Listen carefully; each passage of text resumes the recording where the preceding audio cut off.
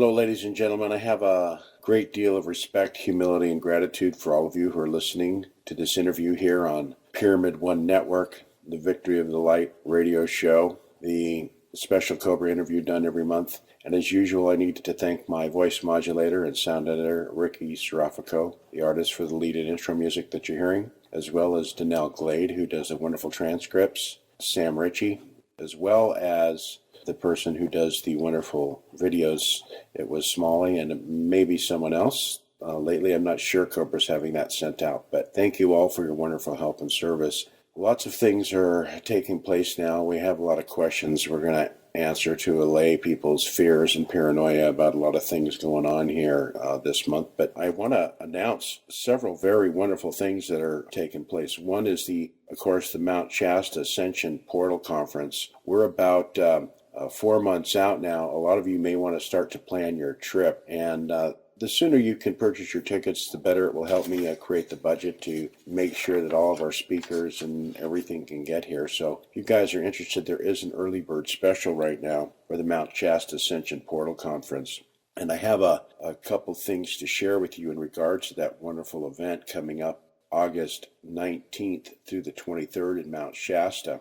If you look on the sidebar of my website, you're going to see a green button that is a countdown clock, and you can register there and enter the promo code ROB, and that will give you a discount for that event. Also, I wanted to let you all know that we've added Michael Sala, the UFO exopolitics expert who wrote the book Galactic Diplomacy, which is a wonderful book. I interviewed him, and you can check him out on my other radio interview pages.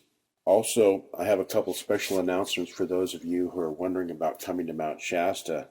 I've been a massage therapist for many, many, many years of my life, and I wanted to offer a special deal to massage therapists. We have a few positions open. We're going to be creating a massage venue there, and this is for people who wanted to come to the conference and they're massage therapists that couldn't possibly afford it. We want to offer for you to send me in a subject line massage therapist volunteer. I will forward this to a coordinator who is going to be running the massage therapy at the venue, and you will be allowed to purchase a ticket, and you will make yourself available to earn some money back to pay for your journey there. So if you're interested in that, we can do that. Also, for people who are wanting to come who may want to become vendors, it's not going to be really huge or big, but we're going to offer some locations on site for people who want to be vendors.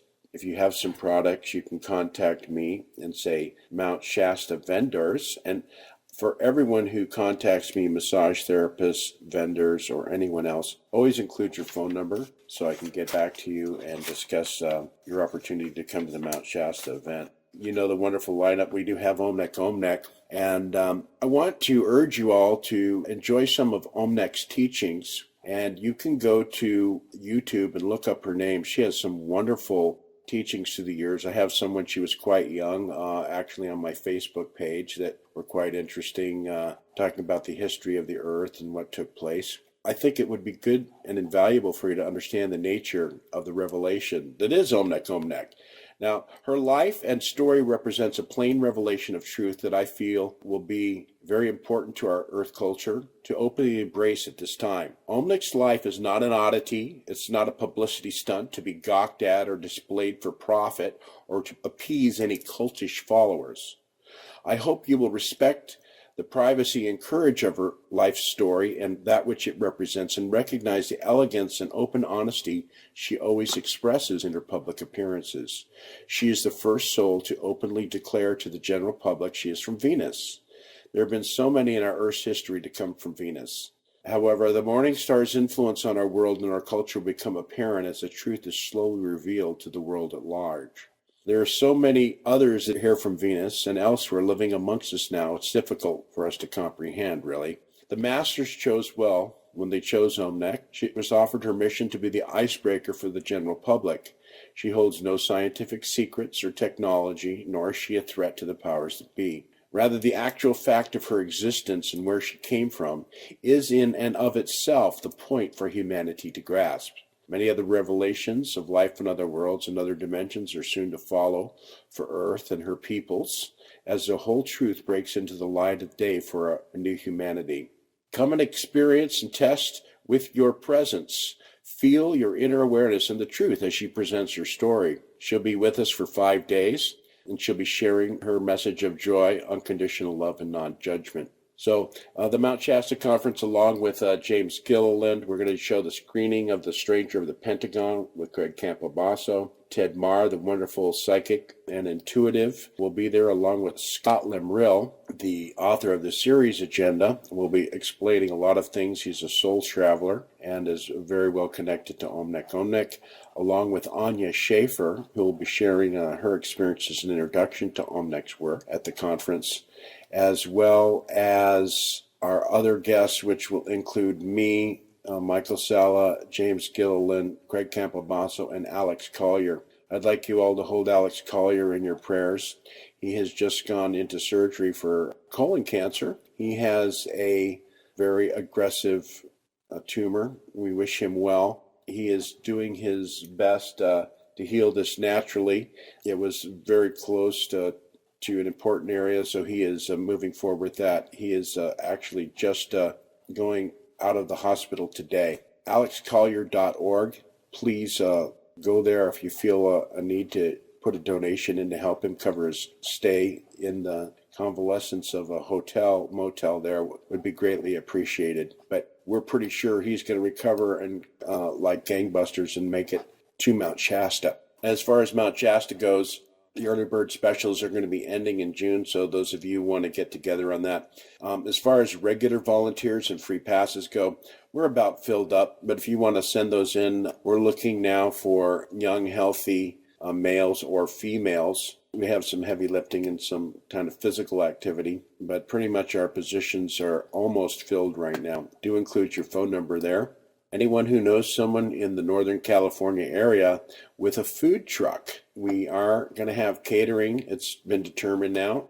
We're going to have breakfast, lunch, and dinner. I'm looking for a food truck to provide on site. There's no electricity up there, so someone's got a self-contained unit. That's my little shout out for all of you people who are interested in coming to Mount Shasta. I also would like to announce that for those of you who have been asking questions of Cobra and they don't get asked, please understand that these questions are many times repeats, easily available on his website, or simply just silly.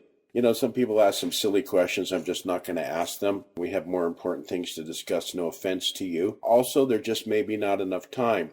I will be answering questions on May 2nd from 12 o'clock till 2 o'clock. We're going to be having a webinar, and you can actually, even if you're asleep during that time and can't make that, you can type in questions to me through the instructions that are contained at the top of this interview page, and I will answer them for you. Or you can ask them live in a chat in a webinar on May 2nd. That's available on my website under events and, of course, on this Cobra page and in many Facebook locations. So I may be doing that once every 2 months. Got a lot of questions answered in my last webinar, and we're going to go forward there. If you have details and questions that you need to get answered, take a look at that and sign up. I will appreciate it. Fortunately, people have been mailing me questions, and I'm going to have to just decline now. My time is too crushed right now. I spend sometimes 2 hours a day answering questions for people, and I love to do this because I always wanted answers, but I'm going to have to make the time a little more limited on that. And that's why we're having the webinar coming up. So we're going to get to the Cobra interview in just a second. I have one more announcement to make to let you all know that I am still taking some interested parties to Bolivia. And I'm going to recommend for those of you who are interested in learning about that kind of thing, there's a book called Secret of the Andes by Brother Philip. And we'll be going to the primary feminine vortex on the planet in Lake Titicaca, and we are pretty much full, but if someone's still interested in that, you can contact me there as well. Thank you so much. And the final announcement I have to make, which is very important for all of you, is I have a new addition to my website called Mr. Truth Seeker, and I want you to read his bio. You click on that. It's very well visible on my front page. Click that link. Every single day, Mr. Truth Seeker, my brother, is an tireless warrior for the light. You people at the Event Chronicles and Teresa, everyone out there who's looking for updates, this gentleman has so many links to health, positive information, self-improvement, military, financial, global reports. If you want to go somewhere every day and find out what's going on and find a history, an archived history of what's going on the planet, it's going to be on this page, Mr. Truth Seeker. Take a time. There's 5 different sections, endless links. He has older posts. If you have any type of health problem, you research his health section and you're going to be blown away. Mr. Truth Seeker is going to become a very important information hub for many, many people in the future and hopefully at the time of the event because of the mass quantities of information that is shared there. Please read my intro and do read his biography. It is an amazing background and history of his journey of discovery. At the same time, will bring you in a position to share this with people who are brand new to this type of information in regards to event and spiritual transformation and healing our world. The history and the recording that he's provided here is very profound. That's it. It's a little bit long on my updates this month, but thank you all. Cobra's coming right now. Here we are, ladies and gentlemen, in Earth time. It is April 16th. Welcome to another special edition of the Victory of Light Radio Show, Cobra. Thank you so much for coming on again. Thank you, everybody, for listening. We have a couple major things. We got so many questions this month. There's no way we're going to get through them all. I apologize for you people again won't get your questions asked. But Cobra, I'd like to start off, and I always do this when I get a lot of questions from people. We spoke about this privately the other day, but my take is kind of like yours. Of course, no one knows the future exactly, but we've been hearing about chemtrails have been on the scene now for at least 17 years going over the planet. We've had endless horror and destruction through the secret governments and their depopulation programs and all of these things going on, as well as fomenting of wars, and all these things are horrible things. And for some reason now there's an internet push, another fear-based element. We've had FEMA camps for a long time. A lot of people, some close friends of mine, are extremely depressed and paranoid. They seem to become reactive to certain things. So we'll talk about what they can do to shield themselves from that. But the primary question is Jade Helm. There seems to be evidence for some people indicating that there are masses of foreign troops living normal lives and will be activated as sleeper cells to join NATO operations in some sort of joint operation called Jade Helm. Could you please give a little background to this type of stuff to allay the incessant fears? And I know that they may get away with something, certain elements of this may take place, but can you speak about the fail-safe for the resistance and what is going on with this operation? It's very important to a lot of people right now. Okay, the first thing I would like to mention here is that this is a double-edged sword. So on the surface, it might appear like a big operation for the cabal, but on the other hand, I could say that the same troops, the same movements can be interpreted as movements of the positive military. So I would not get too afraid over this situation. And also, if there would be even a remote chance that something like this could go out of control, the resistance movement could trigger the event if necessary. Okay, the question I'm going to ask is, if the resistance movement could stop this, for instance, why wouldn't they stop some of these other things going on in Ukraine? That's another horrible tragedy that's going on over there. A lot of people have mentioned, why aren't they intervening in these things? Why are they letting these skirmishes to take place? Why would America trigger more heavy intervention? Okay, it is a risk assessment evaluation. So we have the Chimera group with their strange lead bombs on one side and the atrocities that those people are doing on the other side. And the resistance movement will intervene when the risk will be worth it. So, for example, if we would have a massive, like martial law scenario in the United States that would affect 200 million people, that might be a worthwhile risk to risk some strange lead bomb explosions, and then the resistance movement will intervene. I will not give any strategic details of how those risks are evaluated, but I will just say that the resistance movement and the light forces know exactly how to act to minimize the suffering on this planet, and they never allow unnecessary suffering to continue. If they can prevent it, they are preventing it. But they will not be taking risks to reduce a certain amount of suffering to risk even much larger amount of suffering that will potentially take place. Okay, thank you. You mentioned that these troops could be interpreted as being used by the light forces. Obviously, these on-the-ground troops are just taking orders and following. Ben Fulford seemed to have mentioned that. I personally, no disrespect to Ben, but I consider some of his intel really, not necessarily very good. He does have good intel and he has a very good intent, but I'm not sure he would know that this is definitely being planned by the good guys, or is it being planned by the bad guys and the good guys are letting it go and then we'll take over at the last minute? What do you think is the situation there in regards to who's in control of these guys? And can you tell us what is the primary intention? Is this cabal orchestrated movements or are these good guy orchestrated movements? First, about Ben Fulford's intel, you need to use his reports to pick the gems of intel and leave the rest, because there are some encoded real gems inside there, and do not worry about the rest. Regarding this Jade Helm situation, I will not comment on the deeper background of this, but I will give you an analogy. This famous financial restructuring by the Eastern and BRICS alliance, those new infrastructure banks, they can be interpreted as a new globalized central new order system, or they can be interpreted as the advance of the light forces.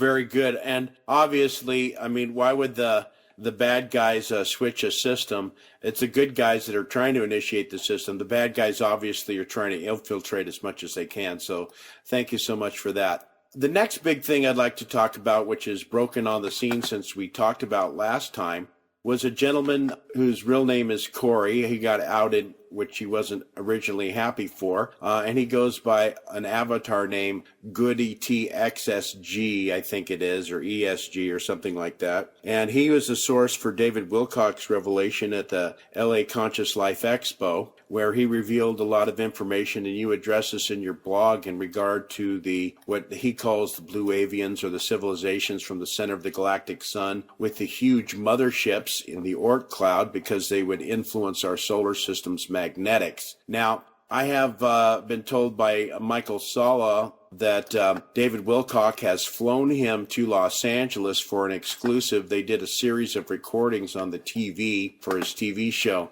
and he'll be doing be releasing that intel. He has a kind of a special exclusive, and this Corey character is not talking, but we're able to ask questions. He seems to be not directly involved so much in the super soldier program, but he's obviously has been under mind control in the past, but he seems to be breaking his programs, and he acts as kind of for those of you who aren't listening, I'm giving background, Cobra knows all of this, but he acts as a empath for interactions and councils, and for the information he's been giving really is shocking to many people, that there are 10 separate secret space programs run by various factions on the earth, and that, folks, there have been interactions and full-blown council meetings with multiple extraterrestrial races and multiple representatives of the world's governments going on for many, many years. I predicted this, the super soldiers and the space guys coming out. Here he is. Cobra, can you share a little? I'd like to just give an overview of the comment of his information. Is it true you posted on his blog? Yes, I made 2 short posts on, actually not on his blog, but on a certain forum where he posts quite often. I have just expressed support because he has a lot of genuine intel that is critically needed at this time for people to become generally aware of the secret space program. So this intel assists a lot in people becoming aware of various secret space programs. I do not agree completely with all his intel. I have a little bit different perspective on certain things based on my sources and my experiences, but generally I would say what he's doing is a good thing. So I have just posted a few comments there to express that. Okay, thank you. And can you elaborate on the differences? My personal feeling is that some of his extrapolations from his opinion of what was going on, I had also some slightly variances in that the way he made it sound that these ET races said, well, we have some interest here because we have genetic contributions to your people. And this seemed to upset a lot of Earth people as though they owned us or had a right. Can you talk a little bit about that? All of these different groups, and are they kind of at odds with each other? Who's controlling what's going on here? It sounds more like a control matrix from his viewpoint. Okay, this is one of the things I don't quite agree with him. He presents the whole situation as very fragmented and very compartmentalized. It is exactly as it was 10 or 20 years ago. So, according to my sources, yes, he was involved in secret space program. This I can confirm. What I cannot confirm is his updates about the current situation in the solar system. According to my sources, the current situation in the solar system is a little bit different than it was 10 or 20 years ago. Yes, he describes quite correctly all those different space programs that were present in the solar system 10 or 20 years ago, but you could view those different space programs as different aspects, different facets of one great interconnected network. For example, you could relate the corporate secret space program with mega corporations on this planet. You could relate the Solar Warden program with some aspects of the military financial, military industrial complex. And you could relate, I would say, what he calls the Dark Fleet with the Chimera group. So there are certain correlations here. And all of this was interconnected network, which was morphing with shifting alliances, but was in one way not so fragmented as he presents it to be. But the current situation actually reflects more the positive actions of the light forces, and the vast majority of this has been cleared from the solar system, according to my sources. And what is remaining is the Chimera group, which does not have large numbers, which does have some hostages. And the most powerful point, the most powerful asset they have are the strangelet bombs, their exotic weapons. This is how they hold their positions inside of the solar system. I can confirm the existence of the sphere motherships. They can be called the motherships. They can be called by any other name. They can be called interdimensional portals. It is important to understand that human beings use words to describe phenomena. And from the perspective of those beings who are operating those spheric platforms, they are beyond linear space and time. And their understanding is much closer to what you would describe as heaven masters. So after the ascension, after you reach a certain level of consciousness, the rules are changed, perspective is changed.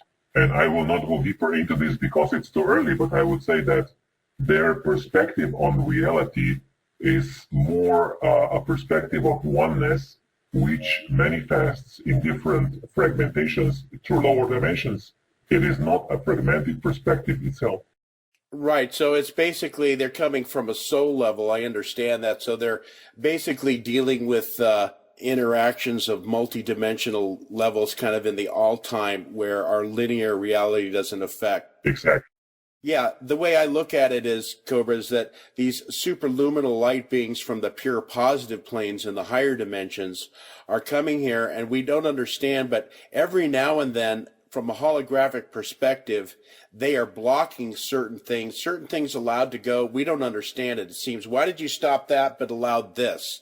And it seems to me that they have a higher perspective on a holographic level to assure victory at a certain point, and certain things are allowed to continue. But when it comes to a critical nexus juncture in the time-space parallel reality continuum, they see to it that certain actions are taking place and compressing the situation. Is that correct?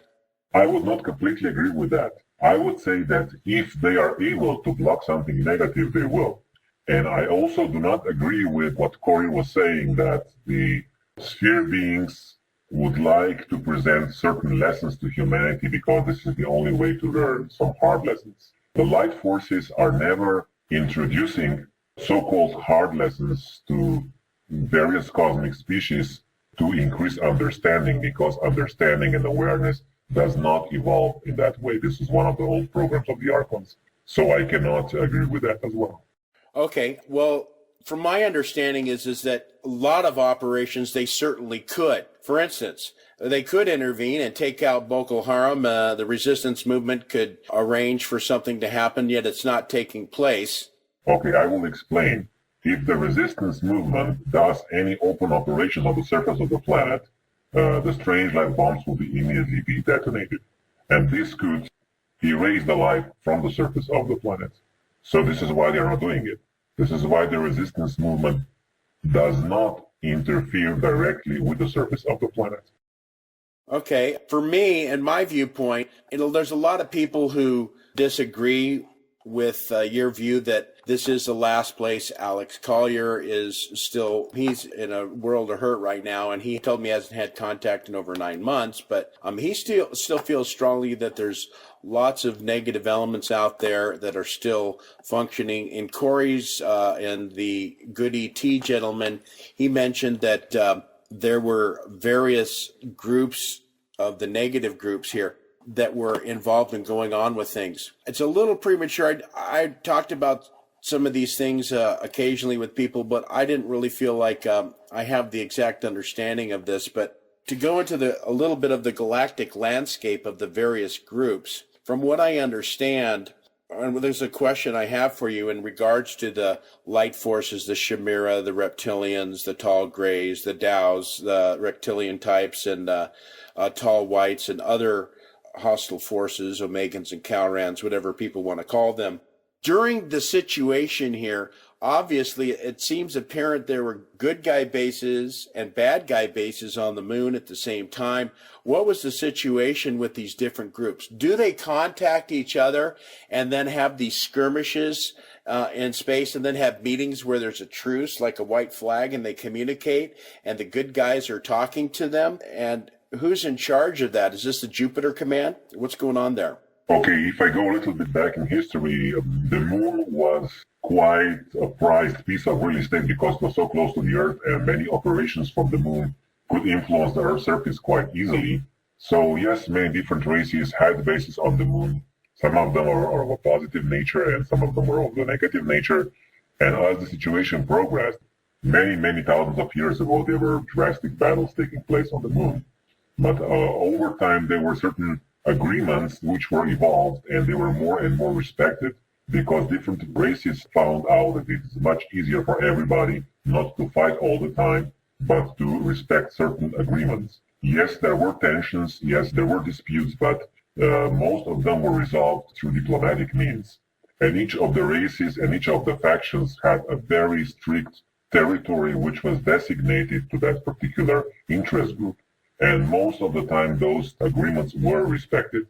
All this has changed in 1996 with the Archon invasion, when there was a huge, vast draconian fleet entering the solar system, and they just took over the moon completely in 96. And then the liberation forces came basically, I would say between 2001 and 2004, there was a very strong operation of the light forces to liberate the solar system. And in that time frame, they have liberated most of the locations. They were clearing those negative races, and there were quite many battles on the moon. And most of those negative bases of those races have been removed from the moon. And very few of them have been remaining, and mostly those who were remaining were the Chimera group strongholds. And out of those, most of them has been removed already. And whatever is remaining on the moon, it's a little bit classified at this moment.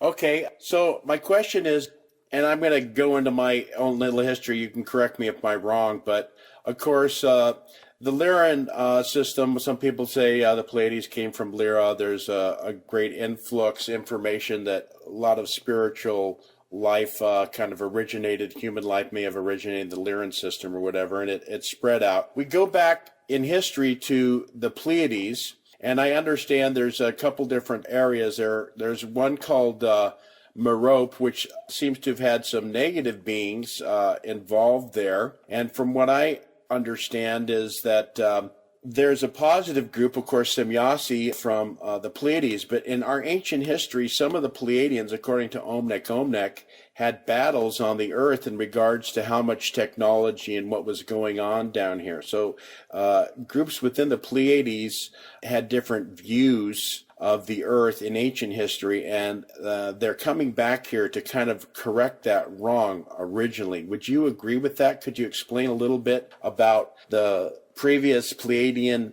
interaction here? And of course, folks, the Pleiades is a very large with several suns in that cluster there. So, we can't say it's like everyone's from one planet. There's people who have different views than your neighbor. So you could imagine the differing views from different suns. So we can't lump all Pleiadians or all extraterrestrials with gray skin into one thing. But can you talk a little bit about that?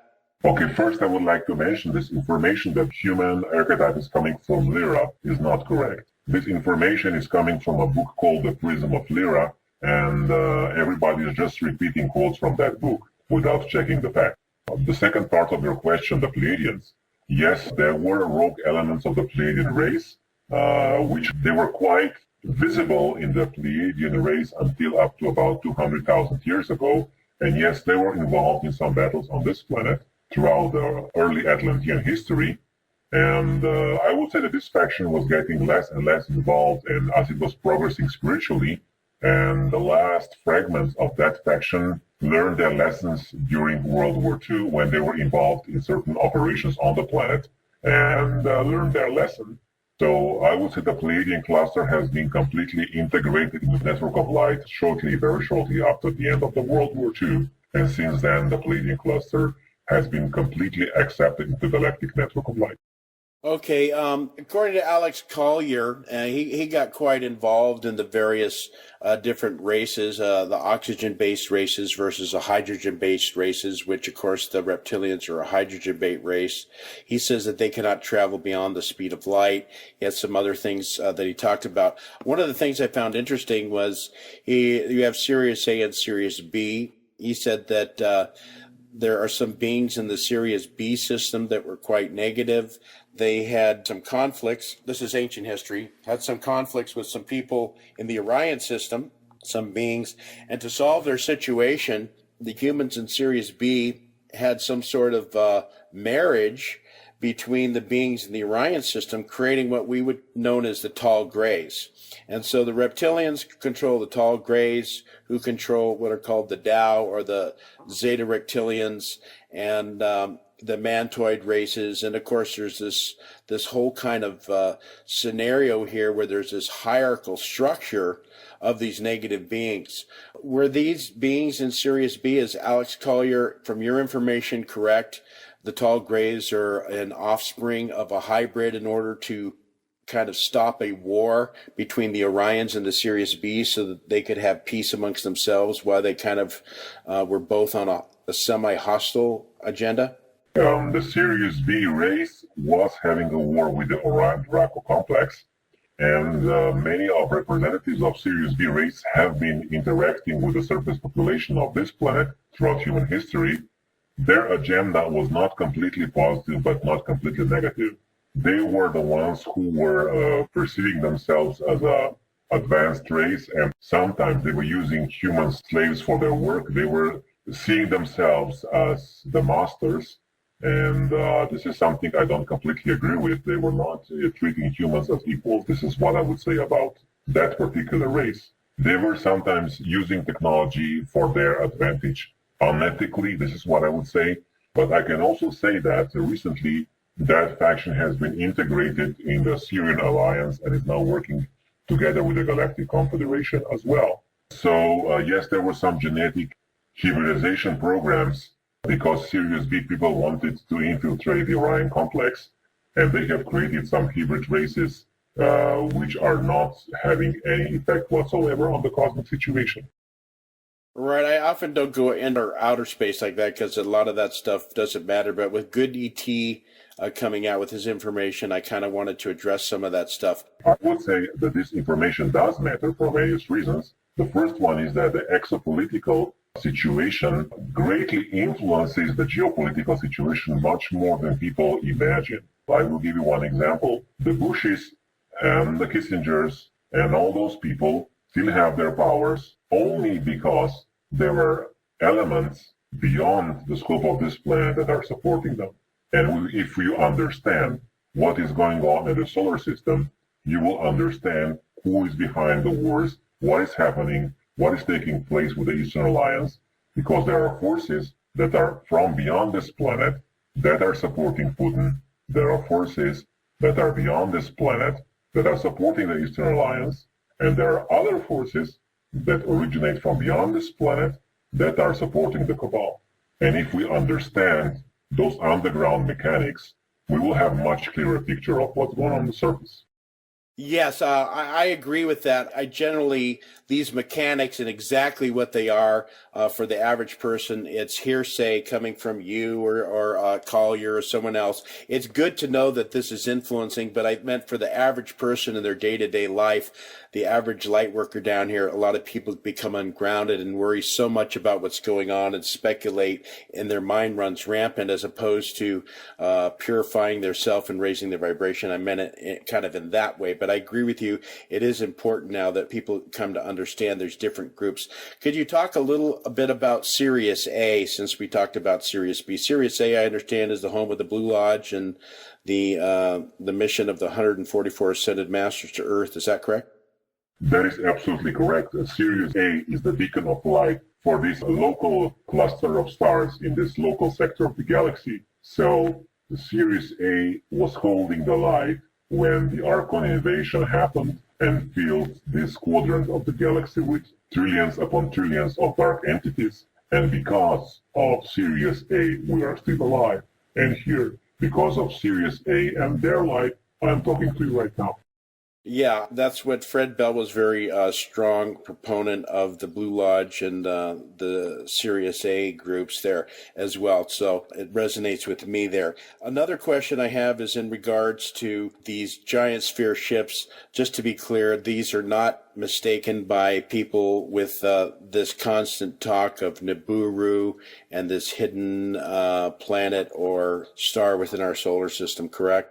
Okay, those sphere ships or sphere stargates, portals, whatever you want to name them, absolutely no connection with so-called Nibiru or any other entity or planet or object people are referring to connected with that. The Nibiru story is complete and absolute disinformation. Very good. I'm really glad to hear that. From what I understand, the Nibiruans, as they're depicted in the ancient Egyptian hieroglyphics, were actually beings with kind of wings which may have been a hybrid type of Orion type being. And these Nibiruans were just basically one group that were kind of using Earth people as slaves and allowing themselves to be considered as masters, kind of like Sirius B. Can you talk about that? Is Nibiru a planet, a mothership? From the history of Zechariah Sitchin, it's supposedly Planet X. Dr. Frank Strange has indicated that's correct. You say it's incorrect. What is the story of the ancient history of Nibiru? Was this a giant mothership that was mining here along with other groups? Was this one group of beings? The Anukai, but there were many other groups out here. What is the story, if you can kind of correct the story of Zechariah Sitchin and put it in perspective? I know we've talked about it before and you said it's not that important, but again, it's just endless with people, and I'd really like to put this to bed. And for those of you who want to ask questions after this on Nibiru, we will not address them. So Cobra, can you go into the a little bit, when was the Nibiru interaction, and is that the name for a group of people or a mothership? Where did they come from, and what was that history? Okay, Sitchin was referring to Sumerian tablets. He was attempting to translate those tablets, and his interpretation was not scientifically correct. But yes, Sumerian texts are referring to a certain group of beings that you could describe them as winged beings that came from a certain star system beyond our solar system. And some of them, yes, they came from Sirius B. And I have described before the traits of Sirius B people. They were not the only ones. There was a group of many different races that were actually mixed among the ruling caste in old Sumeria. They were actually the ones who were forming the Sumerian city-states, and many of them were tied to the Archons, and their agenda was to first do some genetic experimentation, and second, to suppress the goddess energy. So this is the short story of Nibiru, and it has nothing to do with a certain object that some people name Nibiru that is supposed to enter the solar system and create cataclysms. This is absolutely not correct. Okay, thank you. I've said that many times, and people, they like to hear it from you, so I appreciate that. The other thing I'd like to know is, and a lot of people have asked this, and there's an average person who doesn't understand and had the unique spiritual experience of the positive, benevolent extraterrestrials like you and I have the absolute direct feeling of a divine connection that takes place. But a lot of people are wondering, okay, in the terms of eternity, the extraterrestrial situation, we're talking about hundreds of thousands of years of this. What's changed so much in the last 30,000 years, or whenever the Nuburians or the people from Sirius B or the groups that were here, all these groups are down here interacting, and it seems like they all have agendas and doing things, just kind of using the Earth as their own for whatever reason they want. What has changed now? Has humanity reached a level of sovereignty that we're to be respected now? And what is really going to change? How do we know that these ETs aren't just fighting over ourselves? I mean, you and I know, but what can you give other people here in terms of confidence that these different groups that are vying for what's going on here, that it's not going to be just another group with a slightly different viewpoint, that we still may get exploited, that even though they're a positive group, they're not that hostile, but that they might not manipulate us into treaties or agreements with them that might benefit them more than us? I mean, what's really changed? How do we know that these benevolent groups, are they all going to leave us alone, or are they all going to be vying for influence here? What's changed so much that we can trust all of this new interaction that we are hopefully going to be seeing for the average person?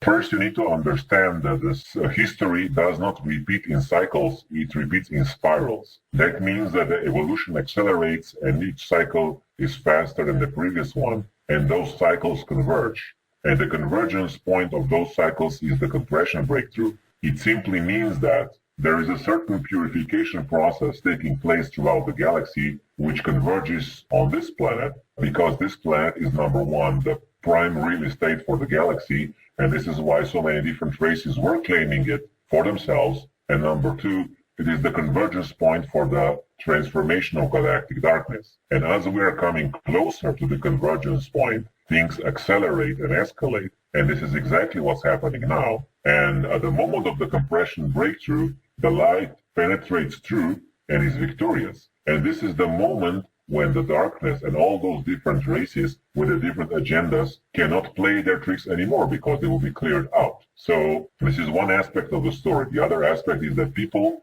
many times tend to perceive the situation from a victim perspective. Oh, I'm a pure human, and there are so many other races manipulating over my destiny. When in fact, each of us is a sovereign being with full potential of the I Am presence. And if you connect with that potential and practice it, you will not be able to be manipulated by anybody with no draconian overloads or any other being. So all those fears are based on, I would say, not putting enough attention on your own connection with your own higher self and your own power of manifestation.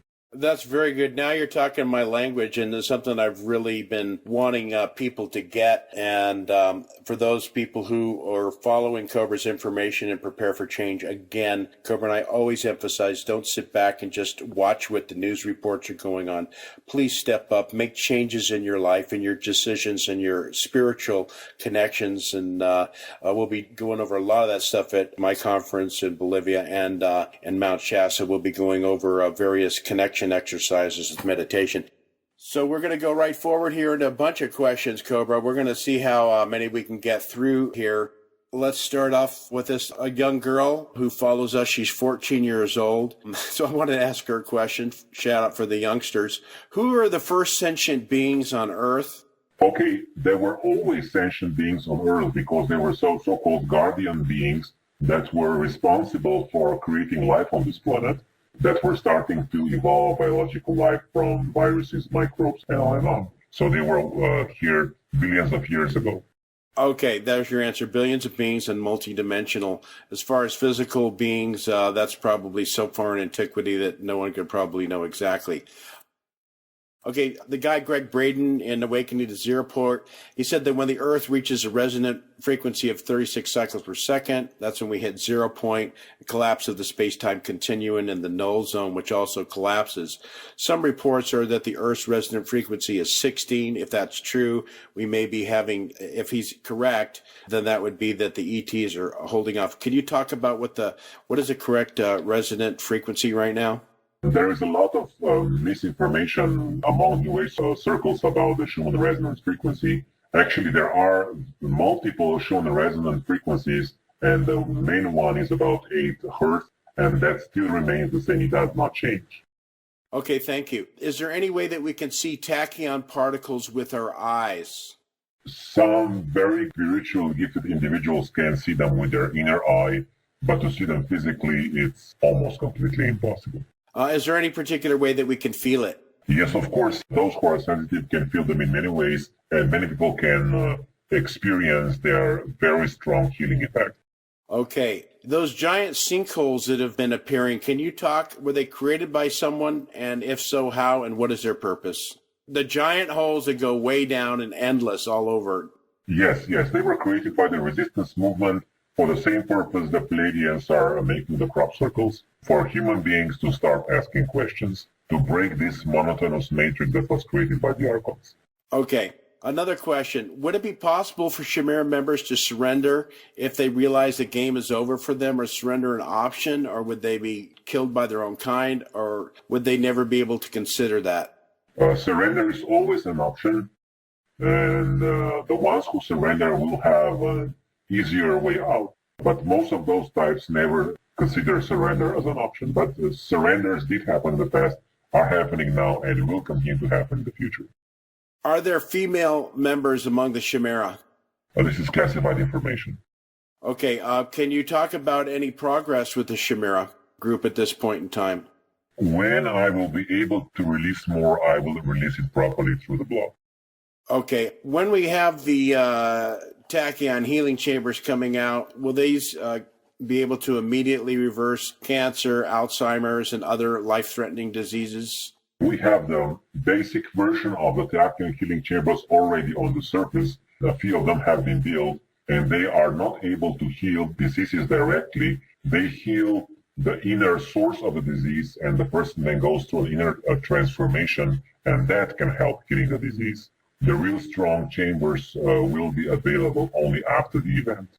Okay, for the average human, in regards to the scalar plasma field mind control implant network, does the frequency that the human is at have anything to do whether the weapon will work? In other words, if someone is extremely connected to their I am presence, will the plasma scalar field network be less effective, or can it be stopped completely? It will be less effective. Okay. Can you talk about starseeds? Will their personal role and mission be revealed to them before the event? For vast majority, no. There are certain individuals who have been working on themselves quite much and following their missions. And for those, their missions are going to be revealed more and more every day. For the rest of them, they will most likely need to wait for the event. Can you talk about the sublunar operations that will follow the Moss operation, as you mentioned in one of your last posts? This is unfortunately still classified information, and when I'll be able to talk about it, I will through my blog. And here's another question. Is there anything that will be yet another obstacle to get past in order to start the event? When we clear those strange lead and dark lead bombs, the plasmatic ones, it will be a huge breakthrough. It will be felt. And when we do that, we are very close. Obviously, there still may be other obstacles that we're not known about that are in process as well, but that's the final one. That's the ultimate one. There might be or there might not be. I would not say one way or the other, but we are dealing with the Chimera group for the last year or so, and there has been a lot of progress. Okay, are there reptilians, in a few of them, in physical form at all here? A few, maybe? Not in reptilian bodies, but incarnated in human bodies, yes. Okay, a lot of people are asking about Brazil. Brazil is part of the BRICS. A lot of people are upset they have a female president now. Is there infiltration in Brazil and the cabal is still in control down there? People need to understand that this progress of light forces with the Eastern Alliance does not mean that all countries are simply turning into paradise. There is still a lot of cabal influence in China, in Brazil, in India, in all of those countries, in Russia. But there is a strong light presence infiltrated in the government structures of those countries, and they have a priority of tasks. Number one priority is the creation of the alternative financial system, and many of the other aspects of the government structure of those countries need simply to wait, because they are not strong enough yet to deal with everything at once.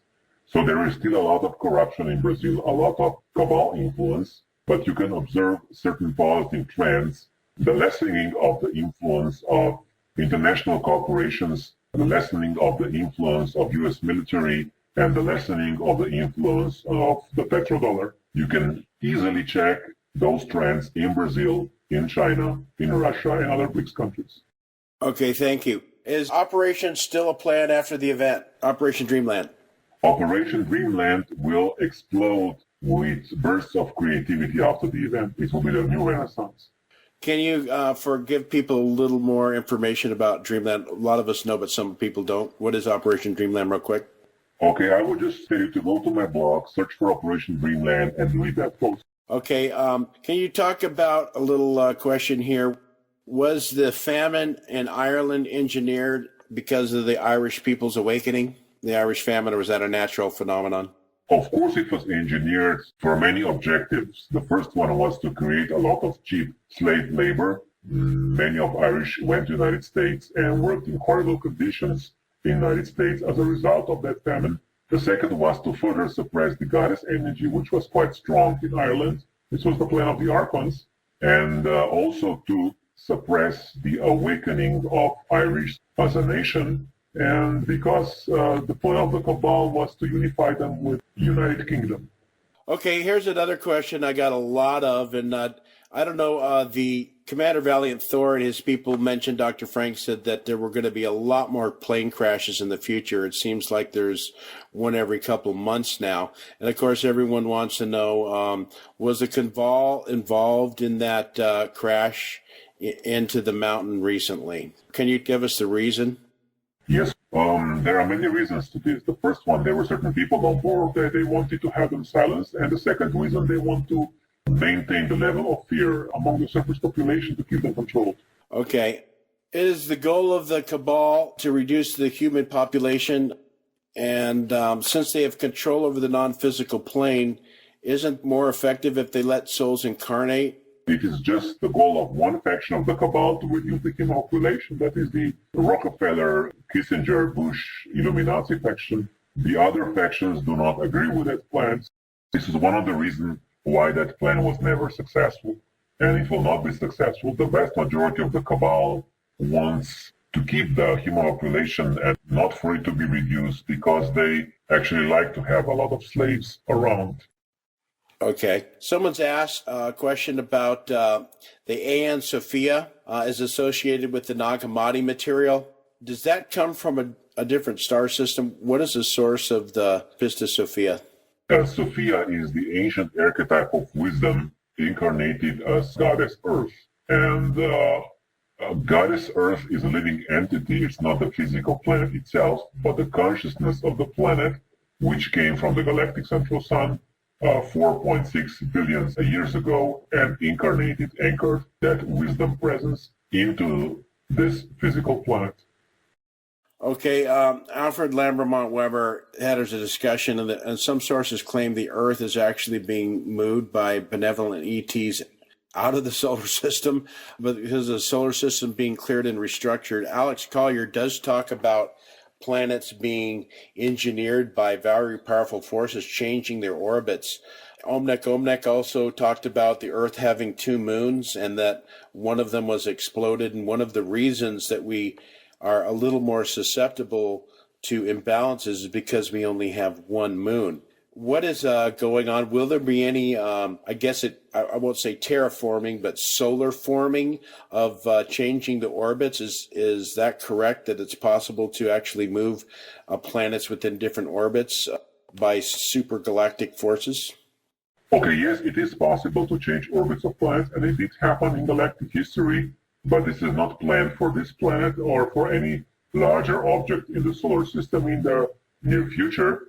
What is being planned is the vibrational change of the solar system, and this is happening already, and smaller changes on the surface of planets in the solar system. And this has been confirmed in the last few decades. There are changes in the weather patterns, intensity of the magnetic fields, and other variables on the surface of many planets inside of the solar system. And I will not comment about the polar shift. It might or might not happen. Okay, very good. There's a lot of people talking about the future timelines and some of the ways you're saying breakthrough is near. And of course, that gets a lot of people on the edge of their seats who follow you. They're wondering about a timeline as possible. The breakthrough could possibly happen in late May. You talk about a date of January for a financial reset. A lot of people are kind of, I guess it's keeping people on the toes, and we don't want the cabal to know when things are happening anyway. But what is the situation with these potential timelines? Can you tell us, is there a particular time in this next coming window that things may be looking good? Okay, I will explain my perspective. I have been directly involved in operations for the liberation of the planet for about 20 years, quite actively. And for me, near does not mean tomorrow or next week. So this is relative, what somebody perceives as near. But I would say from my own perspective, we are near to the breakthrough because most of the operations I have been involved with for many years have been completed and successfully completed. I would say the majority of the project has been brought to completion. The majority of things that need to take place behind the scenes have taken place. And this is why I'm saying that the breakthrough is near. I'm not saying it's happening today. I'm not saying it's happening tomorrow. I'm not saying it's happening on January 1st, 2016. That is the target date for the Eastern Alliance and their plans. And this might or might not be a target date for the event. Okay, let's see. Another question we have here is in regards to the clones. We talked a little bit about that before the interview. I found that quite interesting. I thought people would be interested in that. Can you talk about the cloning process? And we have a soul entity who inhabits a body. What happens, say they go in and they make 3 different clones. Are those clones put on ice and just waiting for a possibility when George Bush is killed and then that soul is pushed into another clone body? Or are there multiple bodies actually functioning? And if so, is it the same soul functioning those bodies? Actually, in the vast majority of cases, there are some exceptions, but extremely rare. In the vast majority of cases, it inhabits one body. So if we have this George Bush, for example, if he gets killed, he would be captured by the Archons on the etheric plane. He would be transported to the Long Island facility on the etheric plane, and then he would be put with strong magnetic fields into the clone body that would be chosen for him. He would wake up in that base, and he would be then transported back to his original location. So at this time, when you see a being that's George Bush, is it possible for a clone to be functioning and not have the soul of George Bush in it? If so, how is that being functioning, that clone? Okay, there were some, what some people call clobots, which is clone robots, which are not in souls, but those entities have been cleared from the surface of the planet a long time ago. What we also have besides the clones are the lookalikes, that are human beings who look similar as George Bush, for example, and they tend to appear in certain locations which are, from a security standpoint, risk for George Bush. Okay. An interesting thing, I found it very fascinating. I talked to Fred, and then, of course, I was reading Billy Meyer's contact notes from Wendell Stevens when I was 17, before anyone knew about him, really. I was very fascinated with the fact that the Pleiadians took Billy into one area. And if you could talk about this and the ethic, because some people have mentioned it, but I guess benevolent races have a way of creating a type of being that is kind of a humanoid and yet has kind of a, I don't know, what we call it, a vegetable or an animal type consciousness, that they have some of their machinery and bases that function on things, and they from an outside Earth person, it would look like a slave. But according to Billy Meyer, he went in and he saw these beings that kind of looked like zombies. They weren't really sentient, he said, but they actually were human bodies. They were able to perform certain functions.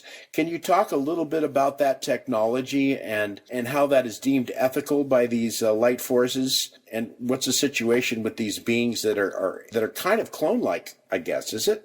Okay, this is the sad part of the genetic experimentation that was taking place in an underground basis. This was not done by the light forces. This was done more by the cabal, and this was mostly happening in U.S. military secret bases with joint Draco reptilian space programs. Okay, I'm talking about when Billy Meyer was on one of the ships. The Pleiadians have a type of being, according to him, that they said they actually kind of create a being, but it's not really human. I mean, is that, I think she said vegetable. It's like a vegetable consciousness that can be programmed. I cannot confirm that. You can't confirm that. Okay. Maybe I'll try and get you the Billy Meyer actual contact note. I guess some things are going on there. I guess there's different thing. Could you talk about a lot of people having a problem and want to have questions about, could you talk about mercy and compassion towards the cabal and the people involved in this? I think Shimara, Breakaway, and Archons are a slightly different level of that, but can you talk about compassion and mercy towards this type of situation? And, you know, there's so much suffering and so many people. It seems at this point in time, there's a strong feeling to lash out. Okay. The compassion towards the cabal has its place only after the cabal is stopped. People are angry, and they are angry for a good reason, and this anger needs to be channeled into stopping the cabal. And then, after the cabal is stopped, after they are arrested, I would not suggest to vent people's frustration on the cabal, because that will not solve anything. After they are arrested, they have a right for a fair trial, and when their crimes are exposed, based on their decision, their future will be decided. If they would like to amend their past actions, they will be given an opportunity. If they are not willing to do that, they will go to the galactic central sun, and their individual soul presences will be erased from this dimensional universe. They will cease to exist. Okay, here's a question someone had. A lot of people kind of go into this fear. Someone's mentioning that, Poland's kind of been in the middle of a lot of stress because it borders east and west. And someone's wondering, if there's any tension going on between, European NATO forces and Russia. They feel like Poland, people are wondering, should they emigrate from Poland? Is there any potential for anything popping off there? Again, this is fear-mongering. The large-scale escalation between NATO forces and Russia is extremely unlikely. Okay, here's an interesting one. What is transsexualism? How will it look like possibilities of body corrections after the event? What's going to happen with some people who have done sex changes? Okay, at a certain phase after the event and closer to the first contact, people will be able to experience transmigration from their current body into a body of the opposite polarity. So if somebody is a man and would like to experience life from a perspective of a woman, he will be able to be teleported into the female body for a time. And through those experiences, some people will clear their sexual identities and heal certain traumas from the past. Wow, very interesting. So there's going to be the possibility for people to change bodies. Will this be possible for people with extreme illnesses, or is this a certain, I don't know, it kind of seems like we have to take responsibility for the body we're in, and even though we've been attacked, maybe we can get a new body, but what's the story? Is there a karma? Well, you can't just destroy a body through bad actions and get a new one. There is no karma. As it is described in the Archon paradigm, if somebody will need a new body, that will be provided based on priority. So people will, terminal illnesses with chronic pain will be the first ones that will be healed. And if that body cannot be healed, they will be able to shift into a different body. And as we go toward the first contact, and after the first contact, like the most advanced races, they can choose and change their bodies according to their own inner guidance. Wow, that's very interesting. The gentleman named Bob Renaud, very famous contactee of Gabriel Green that works with the people at the Corendor, has actually fallen in love with a woman from there and actually goes and inhabits a Corendorian body where he will go after his passing here. He will live his life out on Corendor. So he's one of those people that you're talking about. You mentioned a while back that after the Congo invasion of 1996, the Archon spent a period of 1996 to 99 on a mass implant program. Was that through the Grays? Were they physical implants? What was that, the nano implants? Could you talk a little bit about that? First, there was massive implantation through plasma etheric scalar technology.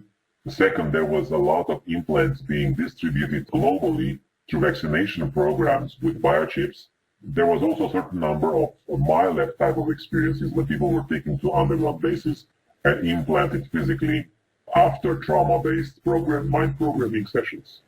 Okay, we're getting near the end here. I got a couple more questions we're going to get through. Can you talk about, is there more than one Sintamani stone? Actually, Sintamani stone, there are two aspects of the stone.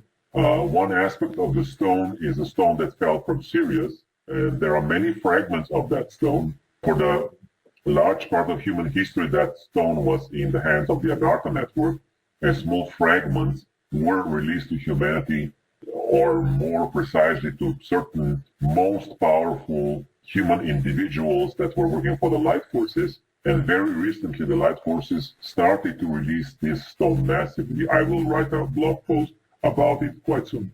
Okay, so is it possible for average humanity to get a Sintamani stone? Yes, we will make that happen. Very good, thank you. Here's a question. I guess it has to do, this is the one I was interested in. One is, how did Jesus back Lazarus from the dead? And I have a follow-up question to that.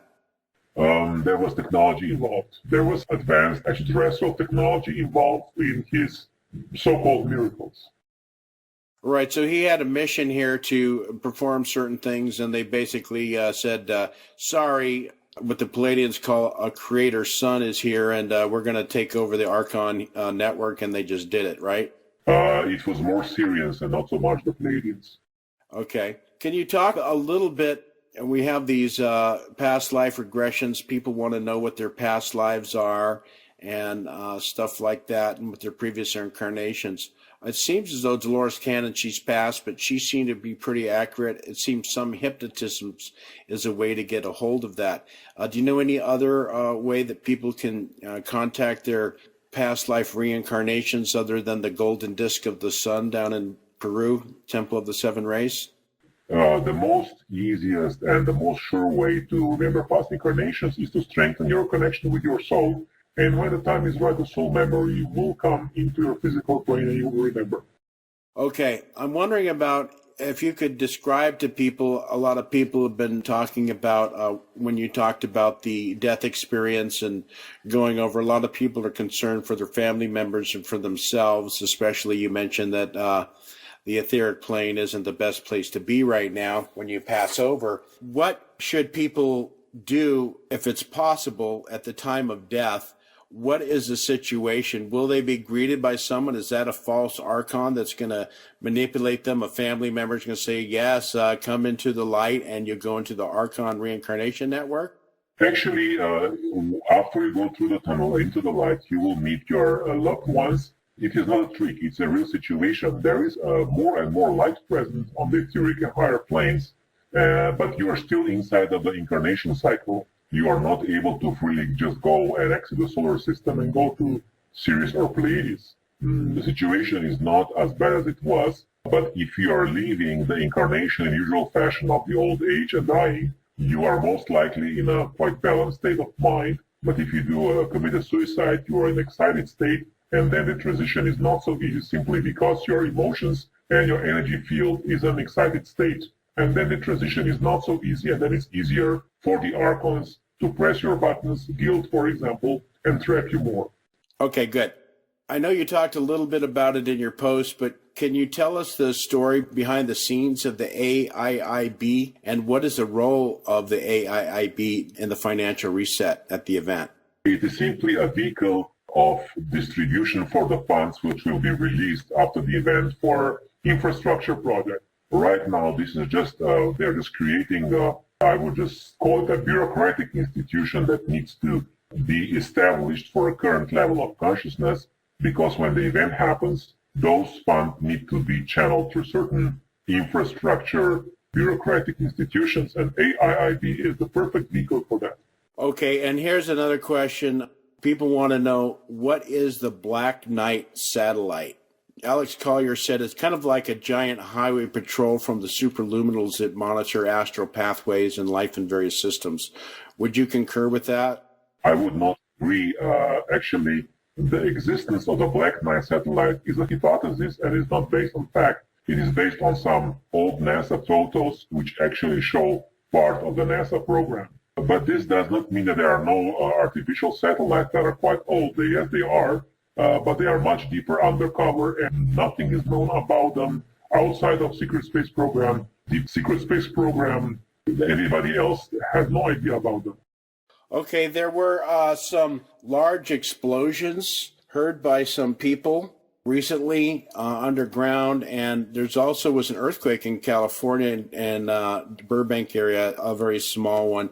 A lot of people are wondering, is it still possible we may be having some more earthquake activity? This is obviously controlled by the light forces to release tension upon the acupuncture ley line points of the earth for healing. But will we get any information if there's to be some major earthquake activity? And will any of this be in Yellowstone? The light forces are monitoring the situation in Yellowstone, are actually buffering it for quite some time. They might not be able to completely guide the situation without any earthquakes or interruptions in that area. I cannot guarantee that, but most likely they will not be very dramatic. Okay, so another place that you mentioned, I think, also is in Chile, down in South America. There will be a little more earthquake activity. Is that correct? It's possible. Okay. Well, ladies and gentlemen, I know we had a lot of stuff going on here, and we couldn't get to a lot of questions you had today. We had a lot of stuff to go through, but it's been very informative. Again, thank you, Cobra, for joining us here today. Okay, thank you everybody for listening, and I will say again, the breakthrough is near. It does not mean it will happen tomorrow, but I need to repeat that to anchor and ground this energy in consciousness of human beings. We are close to the breakthrough phase. We have been working for this for many, many lifetimes, and in this lifetime especially, and we are getting closer. Thank you, Cobra, for that bit of information. I will encourage you all to have the faith in the positive forces of light and the power of your own soul. Connect to that as much as possible through the pure intelligence of your mind and your own I am presence. And that will help you achieve the victory of the light. Thank you for coming to the Promise Revealed. Don't forget, Mr. Truth Seeker, my events, the webinar coming up. God bless you all. Victory to the light.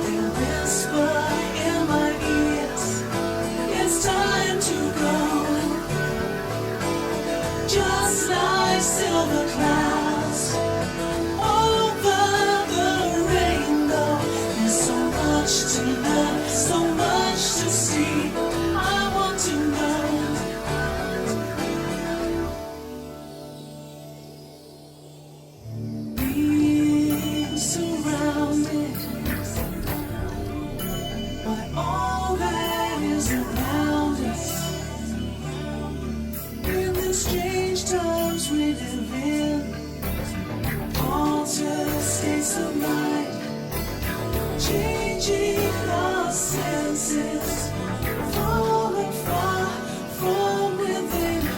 You are who you are. When I wake up from this dream, will I recall all that is within? They are just like silver clouds as I walk